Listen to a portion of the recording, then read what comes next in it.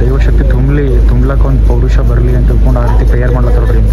ಇದೇನ್ರಿ puri point famous ಉಡುಪಿದಾಗ. ಇಷ್ಟೆಲ್ಲ ಆದ್ರೂ ಅಣ್ಣ ಇದು ಯಾವ ಜ್ಯೂಸ್ ಅಣ್ಣ ಇದು?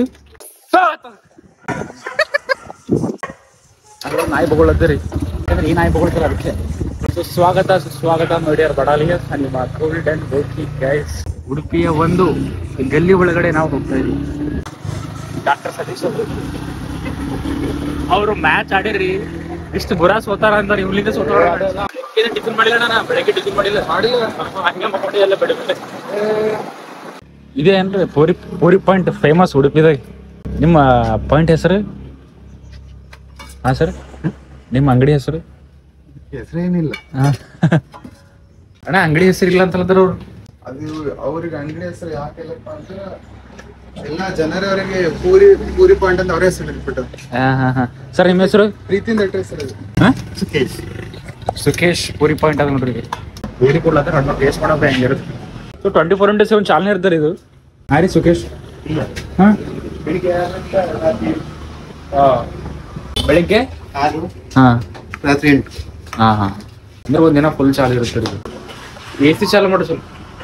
ಎಲ್ಲ ಮತ್ತೆ 25 ರೂಪಾಯಿ plate. 25 rupees.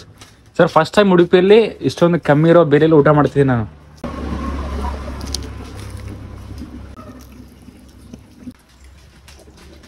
Chutney famous. ಸರಿಯಾಗದ್ರಿ. Sukhesh bro, ಇದು ನೀವು ಶುರು ಮಾಡಿದ್ದ, ಯಾರು ಶುರು ಮಾಡಿದ್ದು? ಎಷ್ಟು ವರ್ಷ ಇದು? 25. ಟೇಸ್ಟ್ ಮಾತ್ರ ಚೆನ್ನಾಗಿ, ಅದೇ ಮಸ್ತ್ ಟೇಸ್ಟ್. ಒಳ್ಳೆ ಪೂರಿ, ಬಿಸಿ ಬಿಸಿ ಪೂರಿ. ಕಸ್ಟಮರ್ ಏನ್ ಮಾಡಿಡಲ್ಲ, ಬಂದಾಗ ಹಾಕಿ ಕೊಡ್ತಾರೆ. ಒಲಿ ಮೇಲೆ ಮಾಡ್ತಾರ ನೋಡ್ರಿ ಎಲ್ಲ ಫುಲ್. ನೀರು ದೋಸೆ ಇಲ್ರಿ?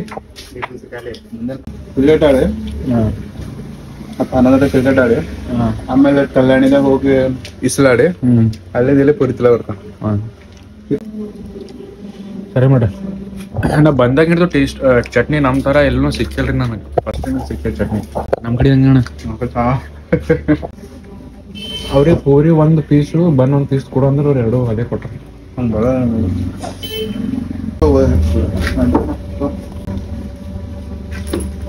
ದಪ್ಪ ಅದ್ರೊಳಗೆ ಬ್ರೆಡ್ ಇದಂಗ ಅದಾವ. ಅದಕ್ಕೆ ಬಂದಂತ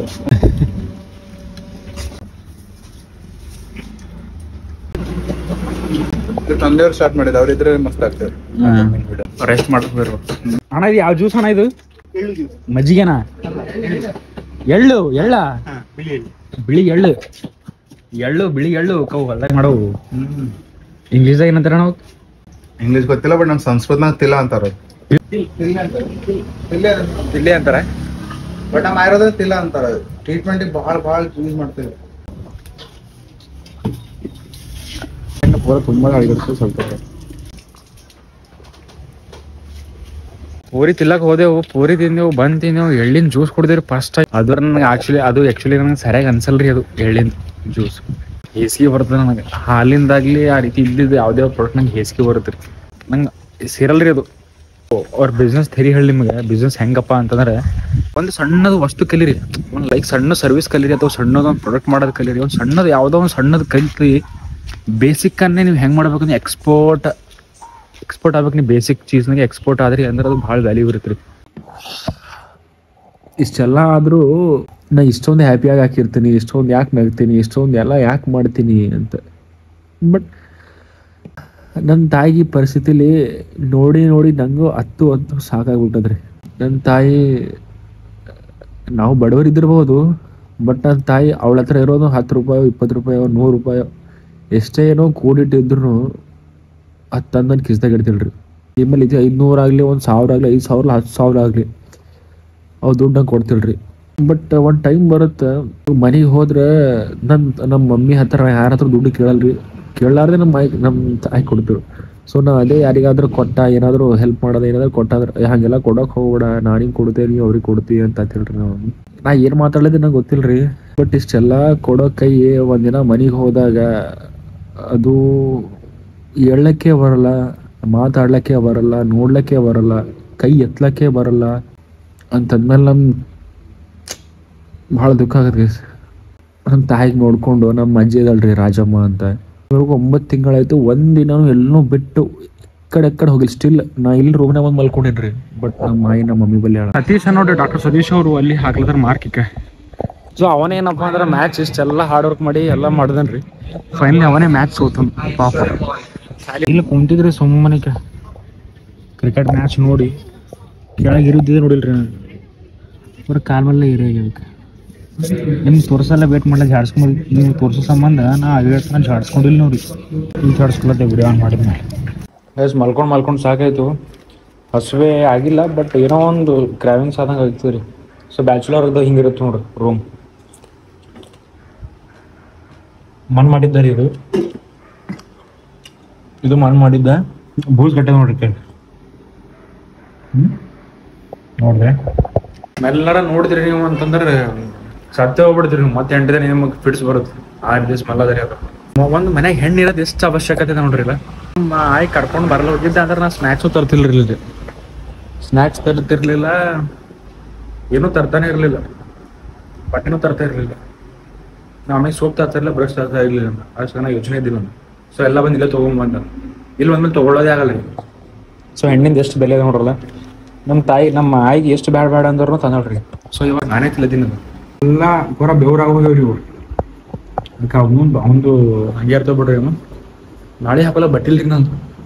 ಆದ್ರೂ ಬಟ್ಟೆ ಒಕ್ಕೊಳ್ಳಕ್ಕೆ ಮನ್ಸಾಗಲ್ಲ ಉಂಟಿಲ್ಲ. 6:30 ಆಗ್ಯದ. ಈಗ 7ಕ್ಕೆ ಸ್ನಾನ ಮಾಡಿಸ್ಬೇಕ್ರಿ ಮಮ್ಮಿಗೆ.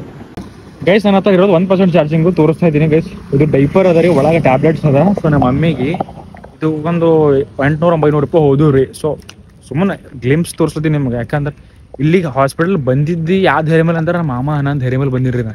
ಸೊ ಏನಾರ ದುಡ್ಡು ಕಮ್ಮಿ ಬಿದ್ದರೆ ಮಾಮ ಹಾಕ್ತೇನೆ ಅಂದ್ರೆ ಅವ, ಬಟ್ ಕಮ್ಮಿ ಬಿದ್ದರೆ ಮಾಮ ಹಾಕ್ತೇನೆ ಅಂಬ ಧೈರ್ಯ ಬಂದಿರಿ ಇಲ್ಲಿ. ನಾನು ಬ್ಲಾಗ್ ನೋಡಿ ನೀವೇನೋ ಒಂದು ಕಲಿತೀರಿ ಅಂತ ನನಗೆ ಅನಿಸುತ್ತೆ ಅಷ್ಟೇ. ನನ್ನ ಹಾಸ್ಪಿಟಲ್ ಥೇರಿ ತೋರಿಸ್ತೀನಿ ರೀ ನಿಮಗೆ. ನಮ್ಮ ಸೈಮನ್ ಅವ್ರು ನೋಡ್ರಿ,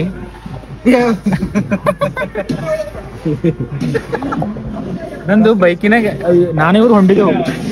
ನಮ್ದು ಬೆಳಗಾವಿ ಮಾಲಕರ ಡಾಕ್ಟರ್ ಪ್ರವೀಣ್ ಅವರು ಕರ್ಕೊಂಡು ಹೊಂಟಿರಿ. ಅವ್ರ ಒಂದು ಬೈಕ್ ಮೇಲೆ ನಾವು ಬೈಕ್ ಮೇಲೆ ಹೊಂಟಿದ್ದೆವು. ಇವ್ರು ಯಾರ ಒಂದು ಬೈಕ್ ತೊಗೊಂಡ್ರು. ಅವ್ರಿಗೆ ಬೈಕ್ನಾಗ ಎಣ್ಣೆ ಹಿಂಗೆ ಸುಮ್ಮನೆ ಗಾಡಿ ಹೆಜ್ಜೆ ಮುಂದಕ್ಕೆ ಬಂದು ಗಾಡಿ ಎಣ್ಣೆ ಖತ ಮಾಡ್ಬಿಡ್ತಿರೋದು. ನಂಗೆ ಹಂಗೆ ಬಿಟ್ಟು ಬಂದ್ರಿ ಇವ್ರು.